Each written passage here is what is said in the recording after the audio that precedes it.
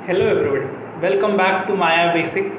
आज हम बात करने वाले हैं एडिट मेश टूल के सब टूल के बारे में, जिसका नाम है मल्टी कट टूल।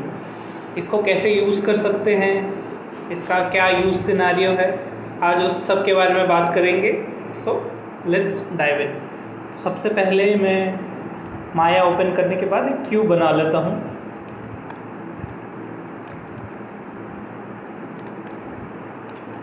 अब आपने लास्ट क्लास में ये देखा होगा कि जब हमारा ऐसे क्यूब बना रहता है और प्रॉपर जो एजेस है और जो फेस है उनका प्रॉपर एक फ्लो रहता है, तो वहाँ पे इंसर्ट एज लूप बहुत इजीली अच्छे से काम करता है। हमें अगर एज बनाना हो, एज लूप डालना हो, तो वो प्रॉपर अच्छे से काम करता है। मगर वहीं अगर फेस एक दूसरे से डिस्कनेक्ट हो जाए या कोई पूरे मॉडल में हमारा एक एज किसी दूसरे एज से डिस्कनेक्ट है, एक पूरा लूप नहीं बन पा रहा है, तो हम क्या कौन सा टूल यूज़ कर सकते हैं? तो हम किस टूल को यूज़ कर सकते हैं? नहीं बन पा रहा है तो हमें कौन सा टूल यूज़ करना चाहिए? That is multi cut tool. तो मैं इसका एक बार अंडू कर लेता हूँ एंड देन विल स्टार्ट।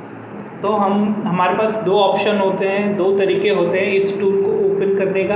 एक तो ट्रेडिशनल थोड़ा लॉन्ग वे, जहाँ पे आपको मेश टूल में जाएंगे तो यहाँ पे आपको दिखेगा मल्टी कट टूल। ठीक है, इसका नाम वैसे मल्टी कट है तो हम मल्टी कट टूल भी बोलते थे। तो मल्टी कट टूल है, ये हमारा बॉक्स है जिसको हमको रीसेट करना है। यही अगर हमको शॉर्टकट कीबोर्ड से या हमें लेफ्ट क्लिक में ओपन करना हो तो कैसे ओपन करेंगे? ऑब्जेक्ट को सिलेक्ट करना है, shift right click and then यहाँ पे भी आपका मल्टी कट टूल मिल जाएगा। वही बॉक्स में जाऊँगा, बॉक्स में हम इसको सबसे पहले रीसेट करेंगे। जो भी ऑप्शन है उसको वैसे का वैसा ही रहने देंगे। तो अगर मेरे को एक लूप बनाना है, मैं इससे भी एक लूप बना सकता हूँ। इसका भी सेम प्रिंसिपल है कि जो एजेस है, जो फेसेस है, वो आपस में कनेक्ट होने चाहिए, डिस्कनेक्टेड नहीं होने चाहिए, तो इसका लूप काम करेगा। वरना इसका भी लूप इंसर्ट एज लूप के जैसे काम नहीं कर पाएगा। ठीक है, जैसे मान लो अगर मेरे को कोने कोने पे लूप बनाना था तो वो तो ईजिली मैंने बना दिया। अब मैं चाहता हूँ कि बीच में मेरे को एक डायमंड बनाना है, तो अगर मैं एज लूप से बनाने की कोशिश करता तो वो नहीं बनता, वो स्क्वायर जैसा बनता। तो यहाँ पे अगर मेरे को बनाना है एक डायमंड, तो मैं कैसे बनाऊँगा? लेफ़्ट क्लिक करूँगा एंड देन उसके बाद यहाँ पे क्लिक करूँगा, जहाँ से भी मेरे को बनाना है वहाँ पे क्लिक करूँगा एंड देन लास्ट में इस पर। अब अगर मुझे इस चीज़ को एक्टिव करना होगा कि मैं चाहता हूँ कि हाँ अब ये मेरा डायमंड बन गया है और अब यहाँ पे एज शो होने लग जाए, बिकॉज अभी ये एज शो नहीं हो रहा है, अभी बस शेप बन के दिखा है। तो मैं बस एंटर करूँगा तो ये एज आ जाएगा, एक्टिव हो जाएगा। वही अगर जैसे मान लो आपने ये एज बनाया, मैं थोड़ा सा ऐसे बना देता हूँ, और फिर ये आपको लग रहा है कि इस साइड का जो पोर्शन है ये अच्छे से नहीं बना है, मेरे को बैक करना है, तो या तो आप कंट्रोल Z करके अंडू कर सकते हो, या आपके पास एक और ऑप्शन है बैक स्पेस का। इस टूल पे अगर आप बैक स्पेस प्रेस करोगे तो वो लास्ट वाले स्टेप पे वापस चला जाएगा। मैं यहाँ पे करता हूँ, इसको मिडिल में ले आता हूँ, और अगर मैं ड्रैग करूँगा तो यहाँ परसेंटेज भी शो होगा। परसेंटेज मीन्स कि अगर आप देखेंगे नीचे की तरफ से काउंट कर रहा है कि मैं एक क्यूब के कौन से परसेंटेज पे एक ये नीचे से काउंट कर रहा है कि मैं एज के कौन से परसेंटेज पे, कौन से पार्ट पे, मतलब कितने पार्ट पे क्यूब के मैं एक पॉइंट बनाने वाला हूँ, जिसको वर्टिसेस भी बोलते हैं। एक वर्टिस बनाया एंड देन यहाँ पे सेलेक्ट किया। अब वापस मुझे इसको क्या कहते हैं, प्रॉपर एक शेप बनाना है, एक एज बनाना है, तो मैं एंटर प्रेस करूँगा तो ये देखेंगे कि अब यहाँ पे एक डायमंड आ गया।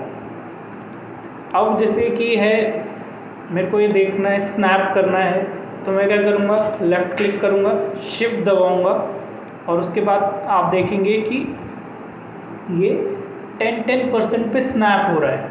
ये 10% पे ही क्यों स्नैप हो रहा है? यहाँ पे 10% पे ही क्यों स्नैप हो रहा है, 20 पे क्यों नहीं हो रहा है, 25 पे क्यों नहीं हो रहा है? बिकॉज अगर आप ये टूल की सेटिंग में देखेंगे तो यहाँ पे आपको दिखेगा स्नैप स्टेप परसेंटेज जो 10 है। तो अगर मैं इसको 15 कर देता हूँ तो उसके बाद मैं शिफ्ट प्रेस करता हूँ तो आप ये देखेंगे 15, 30, 45, 60 ये 15% पे अब ये स्नैप करेगा कि मैश का क्यूब का 15% पे एक एक पॉइंट देने लग जाएगा। यही अगर मैं इसको 15 की जगह 25 कर देता हूँ एंड देन शिफ्ट प्रेस करता हूँ तो आप देखोगे 25, 50, 75 एंड देन ये लास्ट का जो 100 होगा। ठीक है,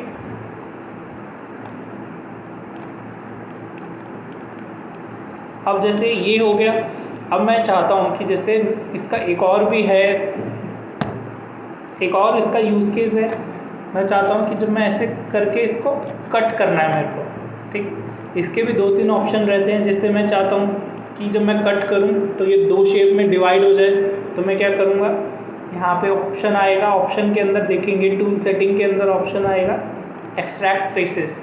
तो जैसे ही मैं इसको बीच में से ड्रैग करूँगा, क्या करना है मेरे को, लेफ़्ट माउस को मैश के बाहर, क्यूब के बाहर, अपने शेप के बाहर लेफ़्ट माउस को, यहाँ पे आप देखोगे ये एक नाइफ के जैसा शेप बन गया। तो मैं इसको वहाँ पे एक पॉइंट रख के खींचूँगा नीचे की तरफ। जैसे ही मैं इसको छोड़ूंगा तो आप देखोगे ये 2 पार्ट में डिवाइड हो गया। सेम अगर मैं यहाँ से करता हूँ, मैं जितने पार्ट में चाहूँ तो मैं इसको डिवाइड कर सकता हूँ, ये अलग अलग बन गया। मगर मैं चाहता हूँ कि ये डिवाइड ना हो, इंस्टेड ये डिलीट हो जाए। तो क्या ऑप्शन है, मैं वापस सेम चीज़ करूँगा तो आप देखोगे जो इस साइड वाला ऑप्शन था, इस साइड वाले फेसेस थे, एजेस थे, वो डिलीट हो गए।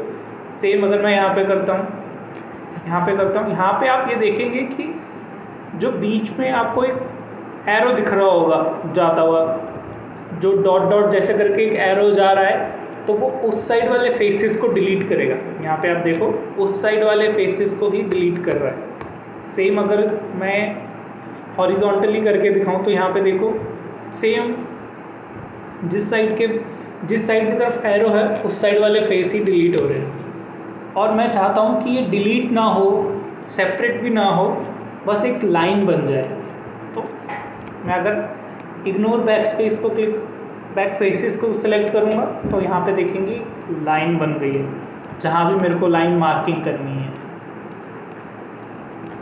ठीक है, मगर आप हमेशा ध्यान रखना जब भी मल्टी कट टूल को यूज़ करेंगे तो ये सोच के रखना कि ये आपकी जो टोपोलॉजी होती है उसको सही करने के लिए आप इसको अंधाधुन यूज़ मत करना। उससे क्या होगा कि आपका मैश ख़राब हो जाएगा, आपके ट्रायंगल्स बन जाएंगे या पेंटागन, हेक्सागन ये वाले शेप्स आ जाएंगे, जिसकी वजह से अगर आप उसको रिगिंग में लेके जाओगे या एनिमेशन के टाइम पे वो स्किनिंग में प्रॉब्लम देगा। जब आप रिगिंग करोगे, जब आप एनिमेशन करोगे तो वो जो शेप होता है, जो कहीं पे भी अगर शेप है, अगर आप उसको एनिमेशन में लेके जाओगे तो हो सकता है कि वो बॉडी उस वाला पार्ट जहाँ पे पेंटागन या कॉर्ड के अलावा जो भी शेप्स आ रहे हैं, अगर वो आ जाए तो वो डिफॉर्म हो सकते हैं। इसलिए जब भी आप मल्टी कट टूल को यूज़ करेंगे तो आप थोड़ा सा सोच समझ के कि आपको क्या करना है